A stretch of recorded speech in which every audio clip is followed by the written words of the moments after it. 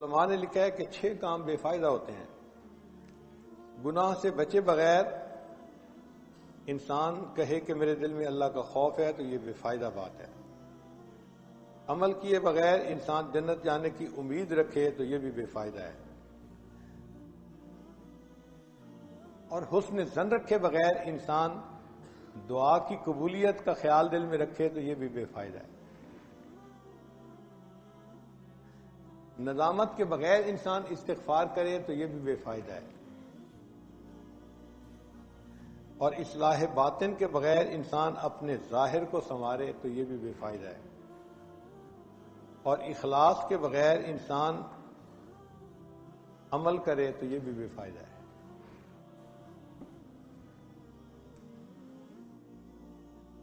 تو بندے کو چاہیے کہ اپنے گناہوں سے توبہ استغفار کرے، اپنے دل کو حسد اور کینہ اس سے خالی کرے، پھر بدکار لوگوں کی صحبت سے پرہیز کرے اور موت کی تیاری میں لگ جائے۔ یہ 4 کام بندے کو کرنے چاہیے۔ گناہوں سے توبہ استغفار کرے، دل کو حسد بغض کینہ ان سے خالی کر لے، بدکار لوگوں سے علیحدہ ہو جائے اور موت کی تیاری میں لگ جائے۔ تو اس بندے نے جو یہ 4 کام کیے، اس کے بدلے میں اللہ تعالیٰ اس کو انعام دیتے ہیں۔ پہلی بات کہ اس بندے سے اللہ تعالیٰ محبت کرنے لگ جاتے ہیں۔ دوسری بات، اللہ تعالیٰ اس بندے کے گناہوں کو مٹا دیتے ہیں۔ تیسری بات کہ اللہ تعالیٰ شیطان کے مکر و فریب سے اس بندے کو بچا لیتے ہیں۔ اور 5ویں بات کہ موت سے پہلے اللہ تعالیٰ اس بندے کو ایمان کی نوید سنا دیتے ہیں۔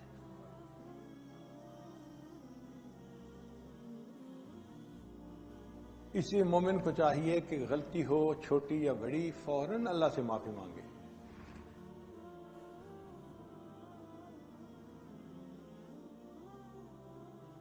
اتنی توبہ کریں کہ حتیٰ کہ شیطان تھک جائے بندے سے، اس بندے کا میں کیا کروں، میں بار بار اس سے گناہ کرواتا ہوں، اور یہ توبہ ایسی کرتا ہے کہ اللہ اس کے گناہوں کو اس کی نیکیوں میں بدل دیتے ہیں۔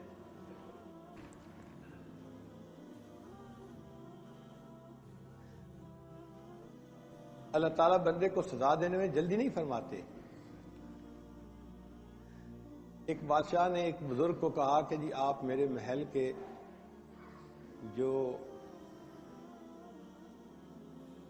قریب گھر بنے ہوئے ہیں، یعنی نوکر چاکر کے لیے گھر بناتے ہیں، تو آپ اس میں آ کے ٹھکانہ کر لیں۔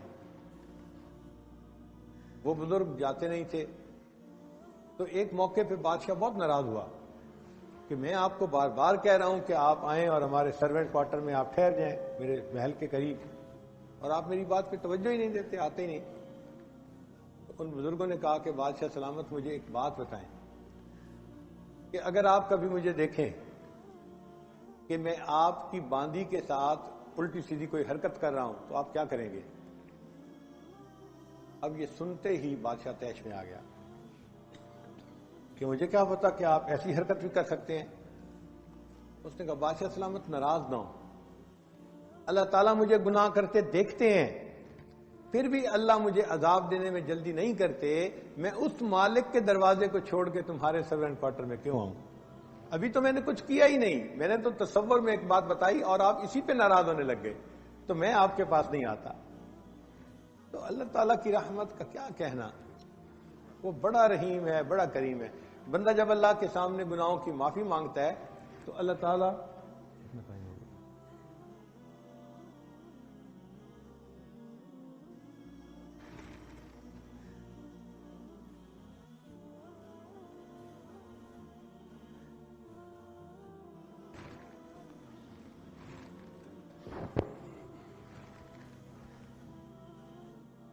چنانچہ ایک بزرگ تھے سفیان ثوری رحمۃ اللہ علیہ، بڑے فقیہ تھے، اور ان کا درس بڑا مشہور تھا، بڑے نیک متقی بزرگ تھے۔ ان کے ہمسائے میں ایک شرابی رہتا تھا۔ اللہ کی شان دیکھیں کہ شرابی کی وفات ہوئی تو سفیان ثوری رحمۃ اللہ جنازے میں شریک ہوئے اور فرمانے لگے کہ مجھے خواب میں اللہ تعالیٰ کی طرف سے یہ حکم ملا ہے کہ اس کی نماز جنازہ میں نے پڑھانی ہے۔ لوگ بڑے ہیں نا کہ سفیان ثوری رحمۃ اللہ تو بڑے اس معاملے میں سخت ہیں، وہ تو کسی ایسے بندے کی جو کبیرہ کا مرتکب وہ جنازہ کی نماز ہی نہیں پڑھتے، اور آج وہ کہہ رہے ہیں کہ اس کے جنازے کی نماز میں پڑھوں گا۔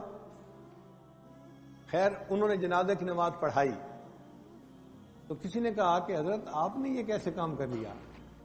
فرمانے لگے بھائی مجھے خواب میں حکم ملا کہ اس شرابی ہمسائے کی جنازے کی نماز تو نے پڑھانی ہے، تو میں نے نماز تو پڑھا دی، لیکن اب میں قبرستان سے واپس اس کے گھر جاتا ہوں اور اس کی بیوی سے پوچھتا ہوں کہ اس کا کوئی ایسا عمل بتاؤ جو اللہ کو پسند آ گیا۔ چنانچہ سفیان ثوری رحمۃ اللہ تدفین کے بعد سیدھا اس کے گھر گئے اور اس کے گھر کے لوگوں سے پوچھا کہ جی بتائیں موت کے وقت اس بندے کی کیا بات تھی، اس نے کیا بات کہی تھی؟ تو اس کے بھائی نے کہا جی کہ اس کی بیوی بتا رہی ہے کہ جب اس شرابی کے موت کا وقت تھا تو اس کی آنکھوں میں آنسو ٹپک رہے تھے اور یہ دعا مانگ رہا تھا، اے اللہ جو دنیا اور آخرت کا مالک ہے اس شخص پر رحم فرما جس کے پاس نہ دنیا ہے نہ آخرت ہے۔